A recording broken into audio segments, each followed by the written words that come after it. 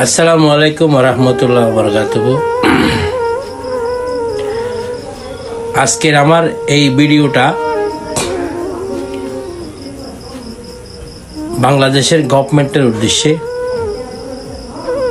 এবং ডক্টর ইউনূসের উদ্দেশ্যে।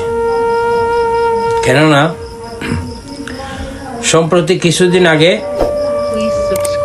কয়েকজন মিয়ানমারের থেকে মিয়ানমারের স্বাধীনতাকামী সংগঠনেরা,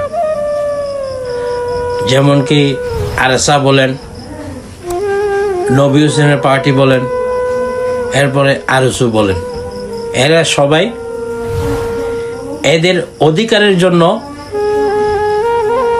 এদের বিটা মাটির রক্ষা করার জন্য এরা মিয়ানমারের জমিনে, মিয়ানমারের মাটিতে অস্ত্র হাতে তুলে নিয়েছে। যেমন কি আমাদের এই বাংলাদেশের স্বাধীনতার সময় পাকিস্তানি হানাদার বাহিনীদের সামনে যেভাবে আমরা বাংলাদেশের লোকেরা অস্ত্র ধরছিল, তদ্রূপ রোহিঙ্গাদের অধিকারের জন্য আজকে রোহিঙ্গা আমার কতগুলো ভাইয়েরা অস্ত্র হাতে তুলে নিতে বাধ্য করতেছে। কে? মিয়ানমারের গভর্নমেন্ট বাধ্য করতেছে। কেননা ওনাদের বিটা মাটি, গরু, ছাগল, বিবি, বাচ্চা সব কিছু ধ্বংস করে দিছে এই যে মিয়ানমারের বুদ্ধিস্ট বাহিনী।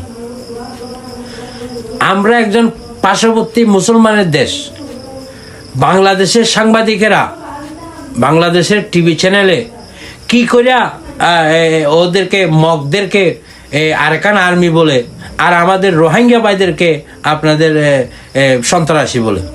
কি আপনাদের কি দিমাগ বলতে কিছু নাই? মগজ বলতে কিছু নাই? হ্যাঁ, মাইন্ডসেট বলতে কিছু নাই? কাকে আপনারা সন্ত্রাসী বলতেছেন? এরা কি সন্ত্রাসী করে, নাকি এদের অধিকারের জন্য এরা আজকে মাঠে নামছে? যে আমাকে একটু বলেন তো, আপনাদের ইমান আমান কই গেছে? বাংলাদেশের বর্তমানের টাইমে, বর্তমান যুগে বাংলাদেশের উচিত ইমানি দায়িত্ব, ওইটা কি জানেন আপনি?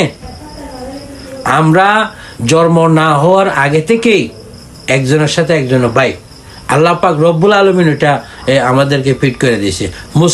মুসলমান ভাই, আমরা আমাদের ভাই, রোহিঙ্গারা আমাদের ভাই। যতই অপরাধ করো, আমাদেরকে দিনে রাতে লাত্তি মারো, রোহিঙ্গারা আমাদের কলিজার ভাই। আমাদের ইমানি দায়িত্ব বাংলাদেশের গভর্নমেন্টের, বাংলাদেশ